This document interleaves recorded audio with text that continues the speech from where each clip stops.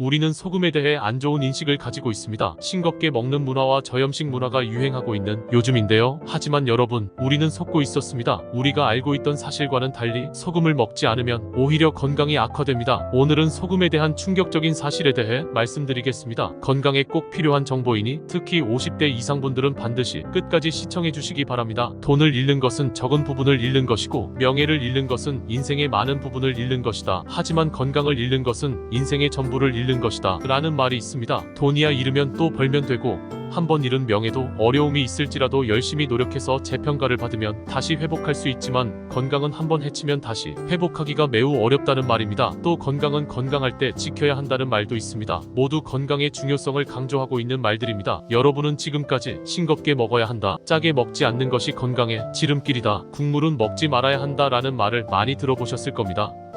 하지만 오늘 여러 전문가들의 발표와 연구 결과 등을 보여드리면서 그동안 우리가 가지고 있었던 고정관념을 완전히 바꿔드릴 내용을 말씀드리겠습니다. 소금에 대한 안 좋은 인식이 사람들 사이에서 생겨나 의외로 소금을 너무 적게 먹어 건강이 나빠진 사람이 너무 많아졌다고 합니다. 평소 저염식이나 무염식을 하시거나 채식을 주로 하시는 분들은 체내 나트륨이 부족하여 오히려 신체 밸런스가 무너질 수 있다고 합니다. 여러분, 우리 몸의 농도 중 약 1%가 소금물로 이루어졌다는 사실 알고 계셨나요? 소금은 우리 인체의 구성 성분이면서 인체의 모든 장기와 혈액과 신경 등을 연결하는데 반드시 필요한 필수 성분입니다. 어쩌다 눈물이나 땀이 입에 들어가면 짜다는 것을 바로 알 수 있습니다. 신체를 구성하는 요소에 소금은 반드시 필요한 것인데요. 우리 몸의 모든 액체, 예를 들면 눈물땀, 소화액, 척수액, 림프액 위에 인슐린 등이 모두 소금물입니다. 따라서 우리가 살기 위해선 반드시 소금이 필요합니다. 만약 농도가 낮아지고 소금이 부족하게 되면 우리 몸에 어떤 증상이 생길까요? 첫 번째로 면역력이 떨어지고 근육 움직임에 큰 문제가 생깁니다. 소금이 부족하면 영양분을 섭취해도 흡수력이 떨어지고 체온과 호흡 조절에도 문제가 생깁니다. 또 소금이 부족하면 그만큼 몸의 수분도 부족하게 되어 심각한 탈수 증상이 나타나는데, 이를 대부분 눈치채지 못해 만성 탈수증이 되고 심각한 질병이 생기게 됩니다. 특히 혈관에 탈수가 생기면 혈액이 끈적해 혈관이 막히는 혈관 질환이 생길 수 있습니다. 물과 소금을 조절하고 통제하는 곳이 심장인데, 나트륨이 모자라면 신장의 사구체가 망가져서 심부전증이 올 수도 있습니다.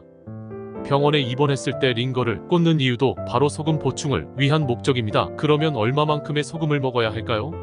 세계보건기구에서는 하루에 섭취할 소금 권장량을 5g을 제시하고 있습니다. 나트륨 기준으로는 2g입니다. 소금은 40%의 나트륨과 60%의 염소로 구성되어 있습니다. 따라서 소금 5g을 섭취할 때 나트륨 섭취량은 5g의 40%인 2g이 되는 것입니다. 나머지 60%는 염소로 구성되어 있어서 소금이 곧 나트륨은 아닌 셈입니다.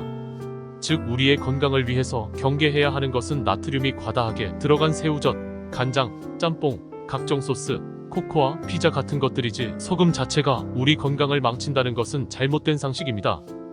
오히려 나트륨이 과다한 음식은 줄이되 소금물을 마셔야 하는데요. 소금물을 마시면 다음과 같은 효능이 있습니다. 첫 번째, 염증 제거입니다. 소금은 몸속에 탁한 것을 배출시키고 새로운 것으로 채우는 특징이 있어 염증에 효과가 있습니다. 그래서 소금은 염증이 생겼을 때 염증에서 분비하는 탁한 물질이나 신진대사가 잘 되지 않을 때 생기는 더러운 노폐물 등을 희석시키기 위해 수분을 더 많이 모읍니다. 보통 몸속 장기에 궤양이나 상처 등이 생겨 염증이 생기게 되면 진물이 나게 되면서 피가 탁해지고 끈적끈적해져서 이것을 빠르게 희석해 주어야 하는데요. 이럴 때 소금을 먹게 되면 염증에서 나오는 진물이 희석되면서 양이 많아져 처음에는 더 심해진다고 느껴지지만 며칠이 지나면 염증이 줄어들면서 증상이 깨끗이 사라지게 됩니다. 또한 소금의 염소는 직접적인 살균제 역할을 하고, 나트륨은 몸속 수분을 끌어와서 씻고 세척하는 기능을 함으로써 몸속 나쁜 물질들을 없애줍니다. 소금과 염증에 대한 연구 사례를 알아보겠습니다. 소금은 팽창된 혈관을 진정시켜 가라앉게 만드는 원리로 염증을 치유하는데요. 실제로 소금과 염증에 대해 연구한 사례들 중 독일과 미국의 연구진이 쥐를 대상으로 소금 섭취가 신체에 미치는 영향을 실험했는데, 이때 상처난 피부에서 고농도 소금이 축적되는 것을 발견했습니다. 연구진은 소금에서 면역세포를 배양한 결과 면역세포를 대장균에 감염시켰을 때 대장 속 유해균을 빠르게 파괴하며 살균 능력이 높아지는 것을 알아냈습니다. 이후 소금을 직접 섭취하게 하면서 살균 효과를 관찰하는 실험도 했는데, 그 결과 고염식을 섭취한 쥐들은 저염식을 한 쥐에 비해서 세균 감염에서 빨리 회복될 수 있었다는 것을 관찰할 수 있었습니다. 그리고 영국 엑시터 대학교 연구팀은 저염식 문화를 지적하기도 했는데요. 최근 심장병이나 조기 사망 위험을 줄인다고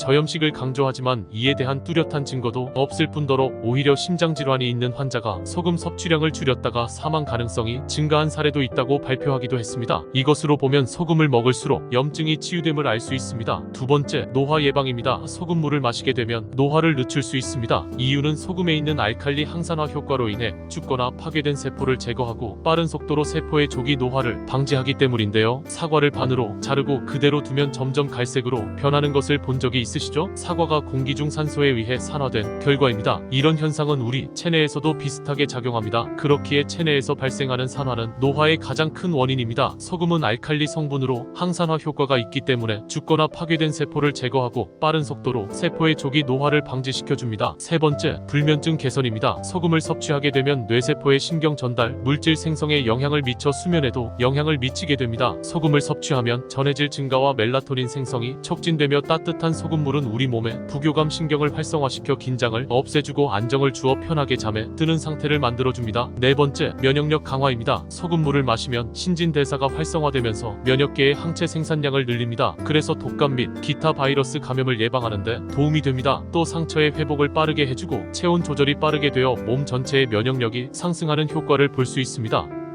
다섯 번째, 소금의 효능은 소화기능 개선입니다. 소금은 위장과 대장벽에 남아있는 불순물들을 제거하고 대장 운동을 도와 소화 작용을 돕습니다. 그 이후로 소화를 돕는 위산은 소금에서 일부 물질을 받아 위산을 만드는데 소금이 부족하면 제대로 위산을 만들 수 없기 때문입니다. 그러므로 소화가 잘 되려면 소금을 꼭 먹어줘야 합니다. 그러나 우리는 귀에 못이 박히도록 짜게 먹으면 안 된다고 배워왔습니다. 우리가 일하고 공부하고 움직일 때 필요한 모든 활동 뒤에는 체내 노폐물이 쌓이기 마련인데요. 소금은 그런 찌꺼기를 땀이나 소변을 통해 밖으로 짜내고 빼냅니다. 며칠 전에 먹은 염분이 그대로 몸에 쌓여있는 것이 아니라 소금은 우리 몸에서 계속 배출되고 있습니다. 채워지면 쓰고 또 밖으로 빼내면서 끊임없이 순환하게 됩니다. 보통 하루에 10g에 달하는 염분이 소변과 대변 그리고 땀으로 빠져나가는 것으로 알려져 있습니다. 생활 습관이나 사는 지역, 하는 일, 체질 등에 따라 소금의 필요량이 각자 다를 수밖에 없습니다. 커피를 달고 사는 사람이라면 카페인의 이뇨작용으로 인해 소변 배출이 더 심합니다. 수분과 함께 빠져나가는 나트륨 양도 상당한 셈입니다. 요즘 많이 마시는 에너지 음료와 심지어 처방되는 약에도 카페인이 들어있습니다. 그러다 보니 우리 몸에서 빠져나가는 물과 소금의 양이 상당합니다. 이런 패턴이 계속되면 몸속은 만성적인 탈수 상태가 될 수밖에 없습니다.